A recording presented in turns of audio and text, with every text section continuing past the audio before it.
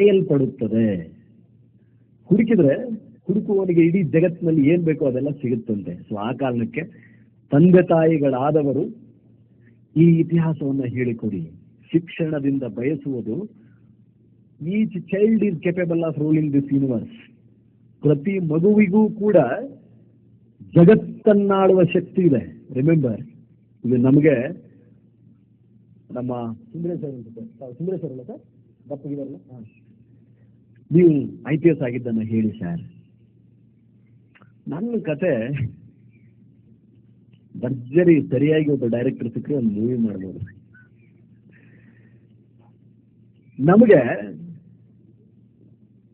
ನಾವು I have seen all the worst faces of humanity. ಒಬ್ಬ ಮನುಷ್ಯನ ಎಷ್ಟು ಕರಾಳ ಮುಖಗಳಿದೆಯೋ ನನ್ನ 21ನೇ ವಯಸ್ಸಿಗೆ ಬರುವುದರೊಳಗಾಗಿ ನಾವು ನೋಡ್ಬಿಟ್ಟಿದ್ವಿ ಆಲ್ರೆಡಿ. ಯಾಕಂದ್ರೆ ನಾನು ಮಾಡದೆ ಉಳಿದಿರುವ ಕೆಲಸಗಳೇ ಇಲ್ಲ ಇನ್ ಆಲ್ ಆಸ್ಪೆಕ್ಟ್ಸ್, ಎಲ್ಲಾ ರೀತಿಯಿಂದ ಬಹಳ ರೆಬಲ್ ಇದ್ದಂಗೆ ಇದ್ವಿ ನಾವೆಲ್ಲ. ಬಹಳ ಹೆಂಗೆ ಅಂತಂದ್ರೆ ಪ್ರತಿಯೊಂದನ್ನು ಪ್ರಶ್ನೆ ಮಾಡೋದು, ಯಾಕೆ ಹೀಗೆ, ನನಗೂ ಅವರಿಗೆ ವ್ಯತ್ಯಾಸ ಏನು, ನನಗಿಲ್ಲದ ಏನಿದೆ, ಅವನ ಬದುಕು ಹೇಗೆ, ಹಾಗೆ ಯಾಕೆ, ನನ್ನ ಬದುಕು ಹೀಗೆ ಯಾಕೆ, ಪ್ರತಿಯೊಂದನ್ನು ಪ್ರಶ್ನೆ ಮಾಡೋದು. ಸ್ವಲ್ಪ ಓರಿಯೆಂಟೇಷನ್ ಕ್ರಾಂತಿಕಾರಿ ಇರ್ತದಲ್ಲ ಆ ತರ, ಹಾ ಹೂ ಅಂತ ಹೇಳಿ. ಸೊ ಆವಾಗ ನಮಗೆ ಈ ಗುರುಗಳು ಸಿಕ್ಕರಲ್ಲ, ಅವರು ನಮ್ಮನ್ನು ಸರಿಯಾಗಿ ಮೌಲ್ಡ್ ಮಾಡಿದರು. ಪ್ರತಿ ಮಗುವಿಗೂ ಕೂಡ ಜಗತ್ತನ್ನಾಳುವ ತಾಕತ್ತಿದೆ. ನಿನಗೆ ಯಾವುದು ತಪ್ಪು ಅನ್ಸೋದು? ಅಸ್ಪೃಶ್ಯತೆ ನಿನಗೆ ತಪ್ಪು ಅನ್ಸುತ್ತಾ? ಬಡತನ ನಿನಗೆ ಬಹಳ ಕಿರುಕುಳವನ್ನು ಕೊಡ್ತಾ ಇದೆಯಾ? ಅಸಹ್ಯತನ, ಕೀಳಿರಿಮೆ ಅಥವಾ ನಿನ್ನನ್ನು ನಿರ್ಲಕ್ಷ್ಯ ಮಾಡೋದು ನಿನಗೆ ತುಂಬಾ ತೊಂದರೆ ಕೊಡ್ತಾ ಇದೆಯಾ? ಎಸ್, ರಾಜನಾಗು. ಹಾಗಾದ್ರೆ ಜಗತ್ತು ನೋಡಿ, ಇತಿಹಾಸ ಹೀಗಿದೆ, ಜಗತ್ತಿನ ಇತಿಹಾಸ ಹೀಗಿದೆ. ಒಬ್ಬ ಸಾಮಾನ್ಯ ಮನುಷ್ಯನು ಕೂಡ ಹೀಗಾಗಿದ್ದಾನೆ. ಸ್ವಾಮಿ ವಿವೇಕಾನಂದನಿಗೂ ಕೂಡ ಇಷ್ಟೊಂದು ಸಮಸ್ಯೆಗಳಿತ್ತು, ಅಬ್ದುಲ್ ಕಲಾಮನಿಗೂ ಕೂಡ ಇಷ್ಟೊಂದು ಸಮಸ್ಯೆಗಳಿತ್ತು. ನಿನಗೂ ಅವನಿಗೆ ವ್ಯತ್ಯಾಸ ಏನು? ನಿನಗಿರೋದು 2 ಕಣ್ಣು, ಅವ್ರಿಗಿದ್ದು 2 ಕಣ್ಣು. ನಿನಗಿರೋದು 2 ಕೈ, ಅವ್ರಿಗಿದ್ದು 2 ಕೈ. ನಿನಗಿರೋದು ಕೂಡ 2 ಕಾಲು, ಅವ್ರಿಗಿರೋದು ಅದೇ ಬ್ರೇನ್. ನಿನಗೂ ಅಬ್ದುಲ್ ಕಲಾಮನಿಗೂ ಸ್ವಾಮಿ ವಿವೇಕಾನಂದನಿಗೂ ಸಿಂಗಲ್ ಸೆಲ್ ಡಿಫರೆಂಟ್ ಇಲ್ಲ. ಹೋಗು, ನಿನಗೆ ತಾಕತ್ತಿದ್ರೆ ಶಿಕ್ಷಣವನ್ನ ಪಡಿ. ಹಾಗಾಗುವಂತ ಸ್ವಾಮಿ ನಿರ್ಭಯಾನಂದ ನಮ್ಗೆ ಹೇಳಿದ್ರಪ್ಪ. Go and get it. ನಿನಗೆ ನಿಜವಾಗಿ ತಾಕತ್ತಿದ್ರೆ, ಕೋಪ ಅನ್ನೋದಿದ್ರೆ ಓದೋದ್ರ ಮೇಲೆ ತೋರಿಸು, ತಿಳ್ಕೊಂಡ್ಬಿಟ್ಟು ಹೀಗಾಗುವಂತ. Then we started. ಪ್ರತಿಯೊಂದನ್ನು ಪ್ರಶ್ನೆ ಮಾಡೋ ಗುಣ. ಯಾರಾದ್ರೂ ಏನಾದ್ರೂ ಹೇಳಿದ್ರೆ ಸೌಮ್ಯ ಸ್ವಭಾವದಿಂದ ಅದನ್ನು ಕೇಳ್ಕೊಂಡು ಅದರಿಂದ ಪಾಠ ಕಲಿಯೋ ಗುಣ, ಇದೆಲ್ಲ ಆರಂಭ ಆಯ್ತು. ಸೊ ಪ್ರತಿ ಮಗುವೂ ಕೂಡ ಜಗತ್ತನ್ನಾಳುವ ತಾಕತ್ತನ್ನು ಹೊಂದಿದೆ. ಅಲೆಕ್ಸಾಂಡರ್ 23ನೇ ವರ್ಷಕ್ಕೆ 3/4 ಭಾಗ ಜಗತ್ತನ್ನ ಗೆದ್ದಿದ್ದ. ಇದೇನು ದಂತಕತೆ ಅಲ್ಲ, ಇಟ್ಸ್ ನಾಟ್ ಪುರಾಣ. ಅಲೆಕ್ಸಾಂಡರ್ ಗೆದ್ದಿದ್ದು ನಿಜ, ಅದಕ್ಕೆ ಸಾಕ್ಷಿ ಇದೆ. 32ನೇ ವಯಸ್ಸಿಗೆ ಇಡೀ ವಿಶ್ವವನ್ನೇ ನಿಬ್ಬೆರಗಾಗುವಂತೆ ಸ್ವಾಮಿ ವಿವೇಕಾನಂದ ಮಾಡಿದ್ರು, ಅದಕ್ಕೂ ಸಾಕ್ಷಿ ಇದೆ. ಬದುಕಿ ಹೋಗಿದ್ದಾರೆ, ಬರೆದಿದ್ದಾರೆ, ಸ್ವಂತ ಅವರ ಹ್ಯಾಂಡ್ ರೈಟಿಂಗ್ ಅಲ್ಲೇ ಪತ್ರಗಳನ್ನ ಬರೆದಿದ್ದಾರೆ, ಅದಕ್ಕೂ ಸಾಕ್ಷ್ಯ ಇದೆ. ಸೊ ಇವೆಲ್ಲ ನಮ್ಮ ಮಕ್ಕಳಿಗೆ ಹೇಳ್ಬೇಕು. ನಾವು ಮನೆಯಲ್ಲಿ ಇವನ್ ಶಿಕ್ಷಕರು ಕೂಡ ಪಾಠ ಮಾಡ್ಬೇಕಾದ್ರೆ ಇಂಥದ್ದನ್ನು ಹೇಳ್ಬೇಕು. ಅವನಿಗೆ ಅನಿಸ್ಬೇಕು, ಹೌದು ನಾನು ಕೂಡ ಇದನ್ನ ಮಾಡುವ ತಾಕತ್ತು ನನ್ನಲ್ಲಿದೆ ಅಂತ ಹೇಳಿ. ಸೊ ಅದನ್ನ ತಂದೆ ತಾಯಿಗಳಾದವರು ಚಿಕ್ಕಂದಿನಲ್ಲೇ ಮಕ್ಕಳ ಬಾಲ್ಯಾವಸ್ಥೆಯಲ್ಲಿಯೇ ಇದನ್ನ ಮಾಡಬೇಕು. ಅದಕ್ಕೆ ನಾವು ಫಸ್ಟ್ ಆಫ್ ಆಲ್ ತಿಳ್ಕೋಬೇಕು, ಓದ್ಕೋಬೇಕು. ಎಷ್ಟು ಜನ ನಾವು ರಾಮಾಯಣದ ಬಗ್ಗೆ ಬಹಳ ಕೇಳ್ತೇವೆ, ಮಹಾಭಾರತದ ಬಗ್ಗೆ ಬಹಳ ಕೇಳ್ತೇವೆ. ಎಷ್ಟು ಜನ ನಾವು ಓದಿದ್ದೇವೆ? ಅದನ್ನ? ನಮಗೆ ವಯಸ್ಸು ಇವಾಗ 30, 40, 50, 60, 18, 20, 25 ಆಗಿದೆಯಲ್ಲ. ನಮ್ಮ ಸುತ್ತಮುತ್ತಲೇ ಇರತಕ್ಕಂಥ ಇಡೀ ಒಂದು ದೇಶ ಪೂಜಿಸುವ, ಎಂದೋ ಆಗಿ ಹೋಗಿ ಇಂದಿಗೂ ಕೂಡ ಪುರುಷೋತ್ತಮ ಅಂತ ಕರೀತಾರಲ್ವ ಶ್ರೀರಾಮನನ್ನ, ನಮ್ಮ ಆರಾಧ್ಯ ದೈವ ಶ್ರೀರಾಮನನ್ನ ಕರೀತಾರೆ. ಹಾಗಾದ್ರೆ ಶ್ರೀರಾಮನ ಮೇಲಿರುವ ಕುತೂಹಲಕ್ಕಾಗಿ ಆದ್ರೂ ಕೂಡ ರಾಮಾಯಣವನ್ನು ನಾವು ಎಷ್ಟು ಜನ ಓದ್ತಾ ಇದ್ದೀವಿ? ಮಹಾಭಾರತವನ್ನು ಎಷ್ಟು ಜನ ಓದಿದ್ದೀವಿ? ಕುರಾನ್ ಬಹಳ ಚರ್ಚೆ ಆಗ್ತಿದೆ, ಹೋಲಿ ಕುರಾನ್, ಅದನ್ನು ಎಷ್ಟು ಜನ ತಿಳ್ಕೊಳ್ಳೋ ಹಂಬಲವನ್ನು ತೋರಿಸಿದ್ದೀವಿ? ಬೈಬಲ್, ಹೋಲಿ ಬೈಬಲ್, ಜಗತ್ತಿನ 60% 70 ರಾಷ್ಟ್ರಗಳು ಇವತ್ತು ಬೈಬಲ್ ಅನ್ನ ಪೂಜಿಸ್ತಾ ಇದ್ದಾವೆ. ಎಷ್ಟು ಜನ ನಾವು ತಿಳ್ಕೊಂಡಿದ್ದೀವಿ? ಜ್ಞಾನ ಜಗತ್ತನ್ನಾಳುತ್ತದೆ. ರಿಮೆಂಬರ್, ದುಡ್ಡೇ ದೊಡ್ಡಪ್ಪ, ವಿದ್ಯೆ ಅದರಪ್ಪ. ದುಡ್ಡೇ ದೊಡ್ಡಪ್ಪ, ವಿದ್ಯೆ ಅದರಪ್ಪ. The world is ruled by knowledge. ಜಗತ್ತನ್ನ ಇಂದು ಆಳುತ್ತಿರುವುದು ಜ್ಞಾನ. ಹಣ ಅಲ್ಲ, ಅಧಿಕಾರ ಅಲ್ಲ, ದರ್ಪ ಅಲ್ಲ, ಗತ್ತಲ್ಲ, ಟಿವಿ ಅಲ್ಲ. ಜ್ಞಾನ ಇದ್ದವನಿಗೆ ಆಟೋಮೆಟಿಕಲಿ ಇದೆಲ್ಲ ಬರ್ತದೆ. ಗತ್ತು ಬರ್ತದೆ, ಟಿವಿನೂ ಬರ್ತದೆ, ಸ್ಥಾನಮಾನನೂ ಬರ್ತದೆ, ಹಣನೂ ಬರ್ತದೆ. ಜ್ಞಾನ ಇದ್ದವನಿಗೆ. ಸೊ ಆ ಕಾರಣಕ್ಕೆ ಮನೆಯಲ್ಲಿ ಅಟ್ಲೀಸ್ಟ್ 4 ಪುಸ್ತಕಗಳನ್ನು ಇಡಿ. ಮಕ್ಕಳಿಗೆಲ್ಲ ಹೇಳ್ಕೊಡಿ. ಬೆಳಿಬೇಕಾದ್ರೆ ಮಕ್ಕಳಿಗೆ ಎಲ್ಲ ಹೇಳ್ಕೊಡ್ಬೇಕು. ಎಡಪಂಥ ಎಂದರೇನು, ಲೆಫ್ಟಿಸಮ್, ಕಮ್ಯುನಿಸಮ್ ಅಂದ್ರೆ ಏನು. ನಮ್ಮ ಯಾರಪ್ಪ ಅವರು, ಶೋಭಾ ಅಂತ ಹೇಳಲ್ಲಪ್ಪ, ಮಂಡ್ಯದಲ್ಲಿ ಯಾರು ಪರ್ಬೇಲ್, ಇಲ್ಲಿ ನಮ್ಮ ತೀರ್ಥಹಳ್ಳಿಯಲ್ಲಿ ಕೆಲವೊಂದಿಷ್ಟು ಜನ ನಕ್ಸಲೈಟ್ಸ್ ಇದ್ದಾರೆ.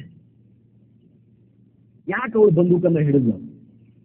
ಆ ನಕ್ಸಲ್ನ ಮಾವೋಯಿಸಮ್ ಅಂದ್ರೆ ಏನು, ಅವರ ಮೂಲಭೂತ ಉದ್ದೇಶ ಏನು, ಯಾಕಾಗ ಅವ್ರು ಹೋರಾಡ್ತಾರೆ? ಲಾಲ್ ಸಲಾಂ ಜಿಂದಾಬಾದ್, ಕೆಂಪು ಏನದು ಕ್ರಾಂತಿ ಅಮರ್ ರಹೇ ಅಂತ ಯಾಕೆ ಹೇಳ್ತಾರೆ ಅವ್ರು? ಅಟ್ಲೀಸ್ಟ್ ಕುತೂಹಲಕ್ಕಾಗಿ ಹೇಳಿ, ಮಕ್ಕಳಿಗೆ ತಿಳ್ಕೊಳ್ಳಿ ಅವರು.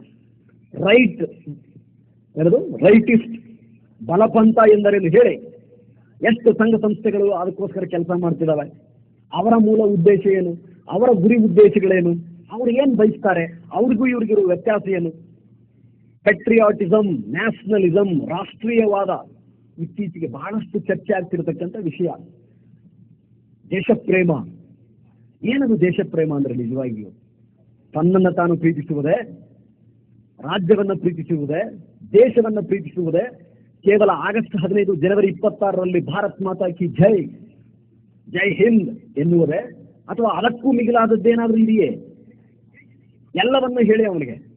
ಹಿಂದೂ, ಮುಸ್ಲಿಂ, ಕ್ರಿಶ್ಚಿಯನ್, ಜೈನ್ ಎಲ್ಲವನ್ನೂ ಹೇಳಿ ಮಗುವಿಗೆ.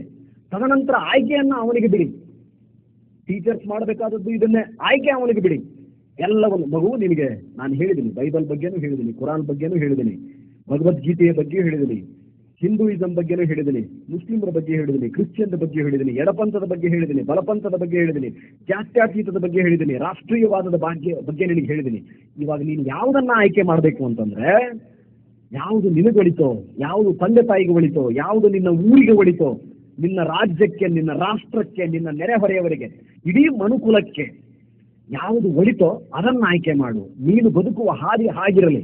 ಹಾಗೆ ಕುವೆಂಪುರವರು ಹೇಳಿದ ಹಾಗೆ ಏನ್ ಹೇಳಿದ್ರು ಕುವೆಂಪುರವರು? ಏನಾದರೂ ಆಗು, ಮೊದಲು ಮಾನವನಾಗು, ಮನುಜ ಮತ ವಿಶ್ವಪಥ. ಅನಿಕೇತನ ಕಲ್ಪನೆ, ಎಲ್ಲಿಯೂ ನಿಲ್ಲದಿರು, ಮನೆಯೊಂದ ಕಟ್ಟದಿರು. ಏನಪ್ಪಾ ಅದ್ಭುತ! ಇಲ್ಲೇ ಇದ್ದಾರೆ ಅವರು, ಅಲ್ವೇ? ಬಹಳ ಏನು ದೂರಿಲ್ಲ. ಅವರು ಹುಟ್ಟಿದ ಮನೆ, ಅವರು ಕೂತಿರ್ತಕ್ಕಂಥ ಕವಿಶೈಲ, ಆ ಬಂಡೆ, ಅವರು ಬಳಸಿರ್ತಕ್ಕಂಥ ಪಾತ್ರೆಗಳು, ಹಾಕಿದ ಕೋಟು, ಬಳಸಿದ ಎಲ್ಲ. ಅವನು ಕಳ್ಳ, ಅವನು ಬಂದು ಅವನೊಬ್ಬ ಸ್ವಲ್ಪ ಡ್ಯಾಮೇಜ್ ಮಾಡ್ದ. ಆಮೇಲೆ ಅದೊಂದು ಹೇಳ್ಬೇಕು, ಬಿಫೋರ್ ಐ ಫರ್ಗೆಟ್, ಅದನ್ನ ಪತ್ತೆ ಹಚ್ಚಿದವ್ರು ಯಾರಂತ ಅನ್ಕೊಂಡಿದ್ದೀರಾ ನೀವು? ಕವಿಶೈಲದ ಕಳ್ಳತನವನ್ನು ಪತ್ತೆ ಹಚ್ಚಿದವರು ನಿಮ್ಮ ಗುರುರಾಜ್. ಅವರ ಜೊತೆ ಕೆಲಸ ಮಾಡಿರ್ತಕ್ಕಂಥ ಮಂಜುನಾಥ್ ಅನ್ನೋ ಒಬ್ಬ ಸಿಬ್ಬಂದಿ, ಪೊಲೀಸ್ ಪೇದೆ, ವಿದ್ಯಾನಗರ ಎಕ್ಸ್ಟೆನ್ಷನ್ ಬಡಾವಣೆ ಪೊಲೀಸ್ ಸ್ಟೇಷನ್ ದಾವಣಗೆರೆಯಲ್ಲಿ ಇರಬೇಕಾದ್ರೆ ಇವ್ರ ಜೊತೆ ಕೆಲಸ ಮಾಡಿರ್ತಕ್ಕಂಥ ಫಸ್ಟ್ ಟೈಮ್ ಅದನ್ನ ನೋಡಿದ ತಕ್ಷಣ ಮೆಸೇಜ್ ಮಾಡಿದ ಗುರು ಅವತ್ತಿರಲಿಲ್ಲ, ಬೆಂಗಳೂರಲ್ಲೇನೋ ಇದ್ದ. Immediately, sir we got him, ಈಗ ನಮ್ಮ ಮಂಜುನಾಥ್ ಒಂದು ಟೀಮ್ ಕಳಿಸ್ಕೊಡಿ ಸರ್ ಅಂತ ಹೇಳಿ.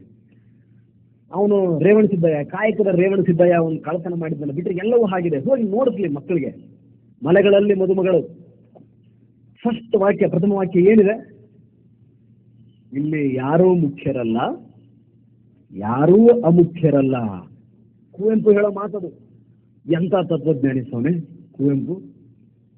ಅವ್ರು ಹುಟ್ಟಿದ ನೆಲ ಅಂದ್ರೆ ಭೂಮಿಯ ಮೇಲೆ ಯಾರೂ ಮುಖ್ಯರಲ್ಲ, ಯಾರೂ ಅಮುಖ್ಯರಲ್ಲ. ಯಾರನ್ನೂ ಕಾರಣ ಹುಟ್ಟಿನಿಂದಾಗಿ ಅಳೆಯಬೇಡಿ, ಜಾತಿಯಿಂದ ನೋಡಬೇಡಿ, ನಿಕೃಷ್ಟ ನಿರ್ಗತಿಕ ಅಂತ ಕಾಣಬೇಡಿ. ಇಲ್ಲಿ ಯಾರೂ ಮುಖ್ಯರಲ್ಲ, ಯಾರೂ ಅಮುಖ್ಯರಲ್ಲ. ಕಾಲಚಕ್ರ ತಿರುಗ್ತಾ ಇರ್ತದೆ. ಭಗವಂತ ಮೇಲ್ಗಡೆ ನಮ್ದೆಲ್ಲರದು ಅಕೌಂಟ್ ಇಟ್ಟವನೆ. ಒಂದು ಸೇವಿಂಗ್ ಅಕೌಂಟು, ಒಂದು ಕ್ರೆಡಿಟ್ ಅಕೌಂಟು, ಒಂದು ಪಾಪದ ಅಕೌಂಟು, ಒಂದು ಪುಣ್ಯದ ಅಕೌಂಟು. ಪುಣ್ಯದ ಅಕೌಂಟು ಸೇವಿಂಗು, ಪಾಪದ ಅಕೌಂಟು ಕ್ರೆಡಿಟ್ ಆಗಿರ್ತದೆ, ಸಾಲದ ಅಕೌಂಟ್ ಅದು. ನಾವು ಮಾಡಿರ್ತಕ್ಕಂಥ ಪುಣ್ಯದ ಕೆಲಸಗಳೆಲ್ಲ ಸೇವಿಂಗ್ ಅಲ್ಲಿ ಡೆಪಾಸಿಟ್ ಆಯ್ತಾ ಹೋಯ್ತದೆ. ಭಗವಂತ ಅದಕ್ಕೆ ಕೊಡಿರ್ತಕ್ಕಂಥ ನ್ಯಾಷನಲ್ ಬ್ಯಾಂಕ್ಗಳು ಎಷ್ಟು ಕೊಡ್ತೇವೆ ಬಡ್ಡಿ? ಸೇವಿಂಗ್ ಮಾಡಿದ್ದಕ್ಕೆ ಕಡಿಮೆ. ಅದೇ ಸಾಲ ತಗೊಂಡ್ಬಿಟ್ರೆ ಎಕ್ಸಾರ್ಬಿಟೆಂಟ್ ರೇಟ್ಸ್. ಪಾಪ ಮಾಡಿದ್ರೆ ಆ ರೀತಿ ನಮ್ಗೆ ಬಡ್ಡಿನೂ ಆಗ್ತಾವನೆ. ಮುಂದಿನ ಜನ್ಮ ಏನ್ ಬೇಡ, ಇದೇ ಜನ್ಮದಲ್ಲೇ ತೀರಿಸೋ ಪರಿಸ್ಥಿತಿ ಬರ್ತದೆ. ಸೊ ಆ ಕಾರಣಕ್ಕೆ ನಾವು we are the results of our thoughts. ನಾವು ನಮ್ಮ ಆಲೋಚನೆಯ ಪ್ರತಿಫಲ. ಪ್ರತಿನಿತ್ಯ ನಮಗೆ ನಾವೇ ಏನ್ ಹೇಳ್ಕೊಡ್ತೀವೋ, ಯಾವ ರೀತಿ ನಾವು ಆಲೋಚನೆ ಮಾಡ್ತೀವೋ, ನಮ್ಮ ವ್ಯಕ್ತಿತ್ವ ಹಾಗೆ ಬೆಳೀತದೆ. ಅದಕ್ಕೆ ನಮಗೆ ವಾತಾವರಣ ಸರಿಯಾಗಿರಬೇಕು.